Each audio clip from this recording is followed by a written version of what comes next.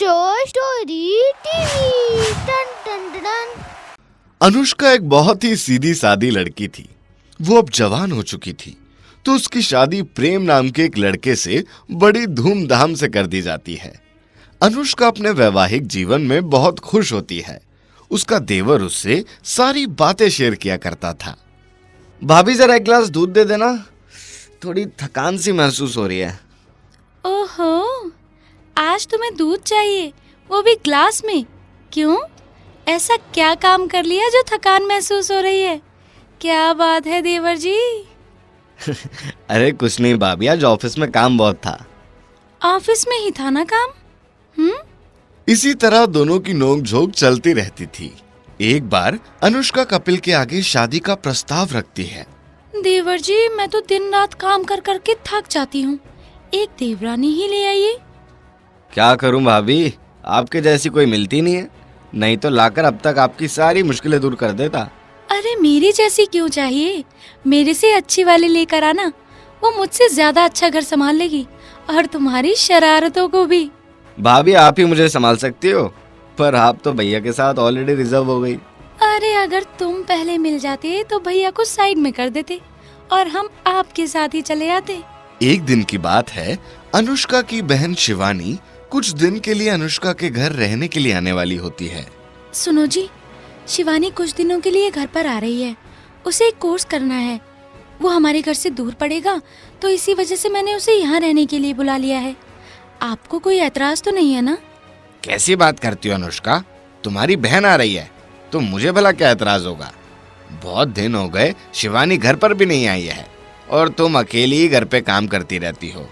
अगर शिवानी आएगी तो तुम्हें भी अच्छा लगेगा और तुम्हारा वक्त भी बीत जाएगा। क्या कहा, शिवानी आ रही है? अरे वाह, शिवानी से तो शादी में ही मिले थे, उसके बाद जाकर अब मुलाकात होगी शिवानी से। अच्छा जी, बहन मेरी आ रही है और चेक आप रहे हो? अरे भाभी तुम भी ना। शिवानी कुछ दिन के लिए अनुष्का के घर आ जाती है। अनुष्का और शिवानी बहुत गप्पे लड़ाते हैं। एक दिन शिवानी छत पर अकेली खड़ी हुई थी। क्या बात है शिवानी, आज अकेले छत पर तारे गिन रही हो क्या? कहाँ तक पहुंची है गिनती? गिनती जहाँ तक तुमने छोड़ी थी वहीं तक पहुंची है। दोनों खूब हंसते हैं और आपस में बातें करने लगते हैं। लेकिन शिवानी कुछ उदास सी दिखती है, तो कपिल शिवानी से पूछता है, क्या बात है शिवानी, तुम इतनी उदास क्यों लग रही हो? कुछ नहीं कपिल, बस यूं ही कुछ सोच रही थी। शिवानी तुम मुझे अपना दोस्त समझो, विश्वास करो मैं किसी से कुछ भी नहीं कहूँगा। नहीं कपिल, नहीं, वो। शिवानी क्या बात है, तुम इतना परेशान क्यों हो, बताओ। अच्छा सुनो, रोना बंद करो, मैं तुमसे वादा करता हूँ कि तुम्हारी हर मुमकिन मदद करूंगा। शिवानी घबराती हुई रो पड़ती है और कपिल उसे गले से लगा लेता है। कपिल, मैं एक लड़के से प्यार करती हूँ और उससे शादी करना चाहती हूँ, पर मेरे मम्मी पापा इसके लिए राजी नहीं है। बस इतनी सी बात, सुबह हम दोनों वहां चलेंगे, तुम तैयार रहना और मुझे उसकी एक फोटो दिखाओ। शिवानी जब उस लड़के की फोटो दिखाती है तो वो लड़का बहुत बड़ा फ्रॉड होता है। उसने बहुत सारी लड़कियों को अपने जाल में फंसाया हुआ होता है। ये बात जब कपिल को पता चलती है तो वो शिवानी को बताने की बजाय उसकी हकीकत उसके सामने लाने की कोशिश करता है। शिवानी, मैं तुम्हें कुछ लड़कियों से मिलवाना चाहता हूँ। कौन है ये लड़कियाँ?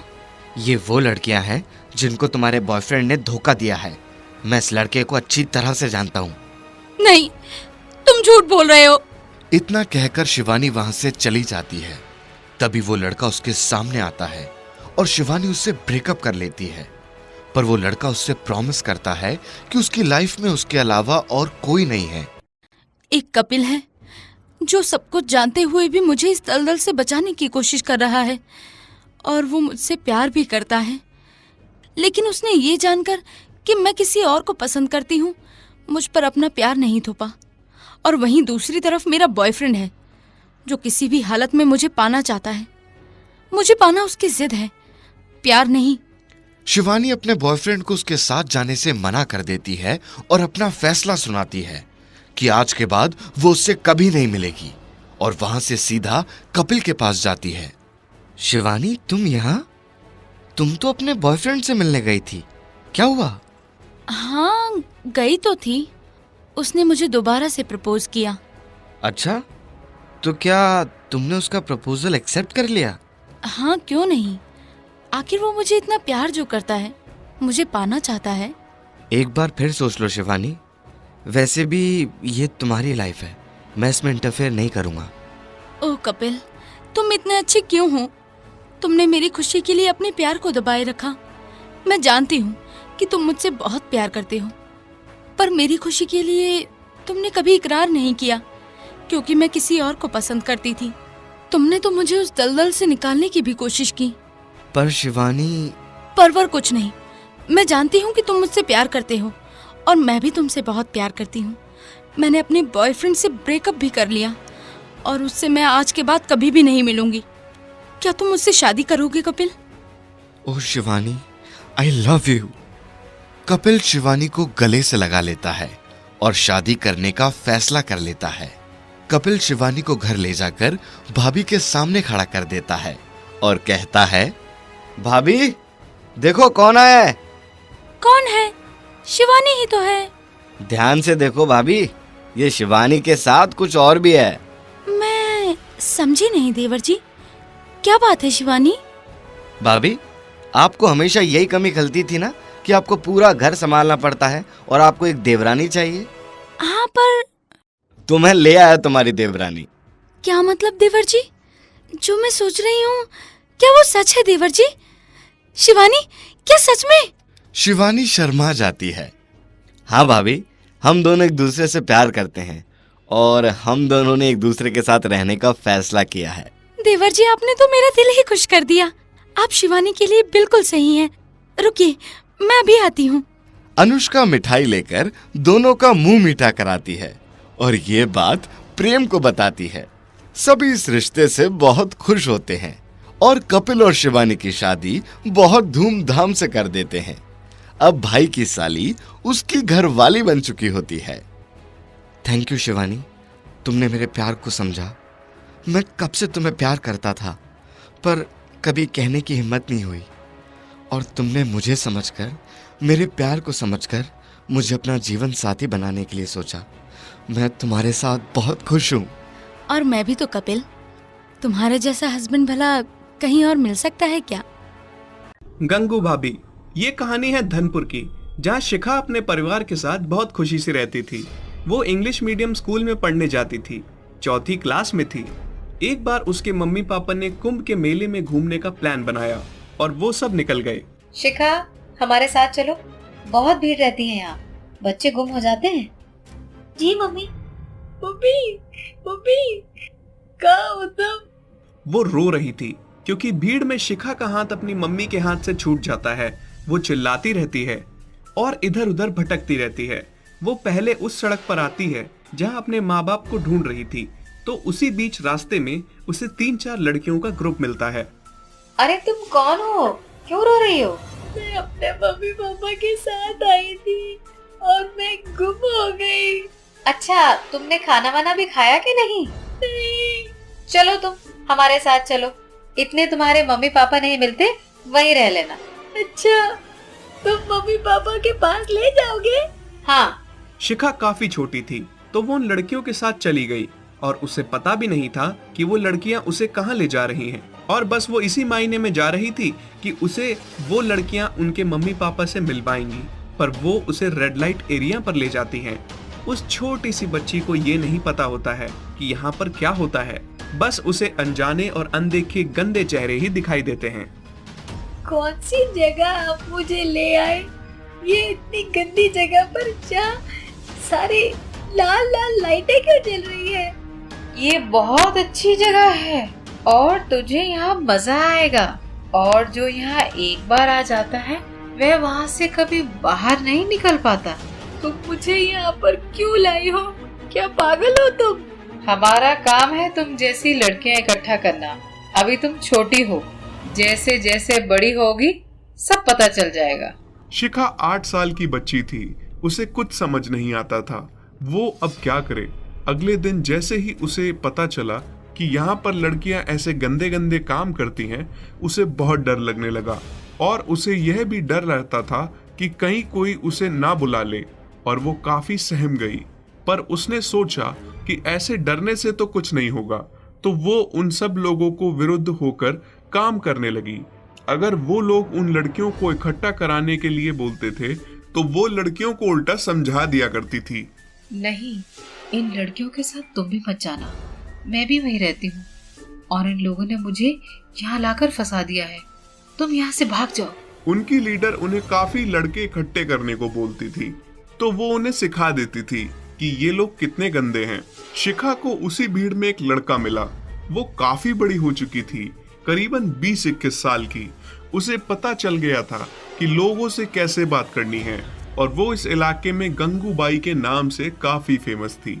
आप काफी परेशान लग रही हैं, क्या हुआ? आप कौन और आप मुझसे ये क्यों पूछ रहे हैं? कुछ नहीं, ऐसे ही मैं ये इस इलाके में ही रहता हूँ, इससे दूर गांव में जो आपके एरिया में आते हैं। मैं तो काफी अच्छे परिवार से हूँ। अच्छा, पता नहीं मैं यहाँ कैसे आ गई, और यहाँ से निकलने का भी कोई रास्ता नहीं है। ऐसा लग रहा है मानो एक दलदल में फंस गई हूँ। आपको ये लोग पकड़ कर लाए होंगे, बहका कर, है ना? हाँ। यहाँ से बाहर निकलने का रास्ता तो मुझे भी नहीं पता, लेकिन आपको जब भी मेरी जरूरत पड़ेगी आप मुझे फोन कर दीजिएगा, मैं आपकी दिक्कत को सुलझा दूंगा। तुम बड़े अच्छे हो। हाँ, मैं अच्छा तो हूँ, पर मेरी एक इच्छा है। क्या? मैं आपको गंगू भाभी बोलना चाहता हूँ। बिल्कुल, मुझे कोई दिक्कत नहीं। ठीक है, आप मुझे कभी भी बुला लेना, जब भी आपको किसी भी बात की जरूरत पड़े, या किसी से बात करने का मन करे या दिक्कत लगे। ठीक है बाबर मियाँ। शिखा उस लड़के को कभी भी बुला लिया करती थी जब उसका मन करता था किसी से बात करने का या किसी अपने से मिलने का। शिखा परिवार को छोड़ आई थी और उसके परिवार में बिछड़ने के बाद वो लड़का ही उसकी सारी दुनिया बन गया था, क्योंकि वो उसे अपनी भाभी मानता था और बहुत ही अच्छे से बात समझाता था। बाबर, मैं चाहती हूँ मेरी तरह और लड़कियाँ इस दलदल में ना फंसे और अपने परिवार से दूर ना हो। भाभी बताइए, आप क्या करना चाहती हैं? मैं आपके साथ हूँ। यही तो समझ में नहीं आ रहा। रुकैया बेगम के आगे कोई खड़ा ही नहीं होना चाहता, और लड़कियाँ इतनी परेशान भी हैं, तब भी जबरदस्ती ये गंदा काम करती हैं। सोच रही हूँ कैसे बात बने। भाभी, मेरे थोड़े कॉन्टैक्ट्स हैं, क्योंकि मेरे पापा एक बड़े बिजनेसमैन हैं। आप कहें तो मैं पुलिस से सेटिंग करके इन सबको सबक सिखा सकता हूँ। बाबर, पुलिस का डर वर किसी को नहीं है। पुलिस क्या करेगी? ज्यादा से ज्यादा डंडे मारकर उन्हें जेल पर रख लेगी, लेकिन लोगों में डर बैठना चाहिए कि काम दोबारा ना हो। भाभी, तो क्यों ना आप इन सबको सबक सिखाएं, तो मैं आपके साथ हूँ। जब भी कोई दिक्कत हो या कोई आपको परेशान करने की सोचे, आप मुझे तुरंत बताना। ठीक है। और फिर शिखा उस लड़के की बात पर काम करना चालू कर देती है और बाकी लड़कियों को समझाती है कि समाज में हमारी भी इज्जत है और हमें भी अपने हक के लिए बोलने का हक है। रुकैया बेगम जैसे लोग हमें अपने कब्जे में नहीं कर सकते और न ही हमसे कोई गलत काम करवा सकते हैं। जब वो उनको ऐसी ऐसी बात कहती है तो लड़कियों में थोड़ी हिम्मत बनती है, और जैसे रुकैया बेगम उसे मारने की धमकी देती है तो वो बेचारी उसके कब्जे में आ जाती है। और एक बार उस इलाके में पुलिस आ गई। ये एरिया को यहाँ से हटाना पड़ेगा, क्योंकि इसके बराबर में गांव में बच्चों का स्कूल है। बच्चों पर इसका बिल्कुल असर नहीं पड़ना चाहिए। उन सब में से कोई नहीं बोलता, सिर्फ शिखा बोलती है। साहब, हम जानते हैं, पर यहाँ पर सब लोग गंदे नहीं हैं। थोड़े लोग मेरे जैसे भी हैं, जिन्हें यहाँ जबरदस्ती लाया गया, पर मैं इस इलाके को बदल कर रहूंगी और इसका गलत असर किसी पर नहीं पड़ेगा। अच्छा, तो तुम ही हो गंगूबाई यहाँ की? हाँ साहब। क्योंकि शिखा सबके लिए बोलती थी और सबकी बहुत मदद करती थी, तो वो उस इलाके की गंगू भाभी के नाम से फेमस थी। भाभी, मैं सोच रहा हूँ कि आप एक काम करें। क्या बाबर? आपको सब लोग तो जानते ही हैं, और क्यों ना आप रुकैया बेगम को मार दो और यहाँ की प्रेसिडेंट बन जाओ। बाबर, इस गंदे इलाके में तो मैं आ गई हूँ, लेकिन बाकी लोगों की तरह मैं गंदे काम नहीं करना चाहती। रुकैया बेगम को मारकर मुझे कुछ फायदा नहीं है। मैं बिना प्रेसिडेंट बने ही लोगों की सोच बदल सकती हूँ, और मुझे वही करना है। मुझ में किसी को मारने का जज्बा नहीं है। ठीक है भाभी, आप अपने काम में लगे रहो, जरूरत पड़े तो मुझे याद कर लेना। उसके बाद शिखा ने अपने इलाके की लड़कियों को स्कूल में पढ़ाना शुरू कर दिया, क्योंकि उसका नाम तो बड़ा ही था और उसके पास वैसे भी ठीक ठाक ही पैसे रहते थे। क्योंकि वो गंगू भाभी तो थी ही, उसने अपने इलाके के बच्चों को दूसरे गांव के स्कूल में पढ़ाने के लिए भेजना शुरू कर दिया। और जितने भी बच्चे उसके इलाके से जाते थे, वो अपनी मम्मी के नाम की जगह गंगू भाभी लिखा करते थे, और गंगू भाभी उन्हें सब सिखाया करती थी। मैं तो चौथी तक ही पढ़ी हूँ, पर तुम्हें बहुत अच्छी शिक्षा प्राप्त करवाऊंगी। मैं नहीं चाहती तुम सारी भी मेरी तरह अनपढ़ ही रहो। और गंगू भाभी ने उस इलाके की सोच बदल दी। फिर उस रेड लाइट एरिया में कुछ भी गलत काम नहीं होता था जिसका पब्लिक के दिमाग पर कोई असर पड़ता। वहाँ की सब लड़कियाँ पढ़ने जाती थी और उन्हें काफी इज्जत मिलती थी।